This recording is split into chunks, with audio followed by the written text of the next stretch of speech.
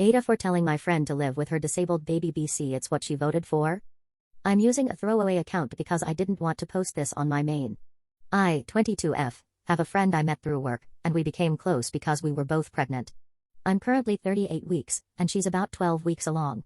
Throughout our 6-month friendship, she's experienced multiple miscarriages, so when this pregnancy stuck, I was genuinely happy for her, knowing how much she wanted a baby. Lately, most of our conversations have been about her pregnancy and how excited she is. I've been offering her tips to help with the first trimester, and one of my suggestions was to do genetic testing. She said she'd think about it, and I left it at that.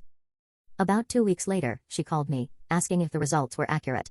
I told her that they typically are, but advised her to wait for her OB to confirm. Unfortunately, her fetus screened positive for a genetic disorder, one that isn't usually life-threatening. She was devastated, breaking down over the phone, and I did my best to be supportive and reassure her. We hung up soon after because my husband was calling. A week later, she asked me to go to lunch. The entire time, she was crying about wanting an abortion but feeling like it was impossible. She was frustrated that she'd have to travel out of state, saying that abortion is healthcare and she shouldn't have to go through this. At that moment, I unintentionally chuckled. She immediately looked at me like I had two heads and asked what was so funny.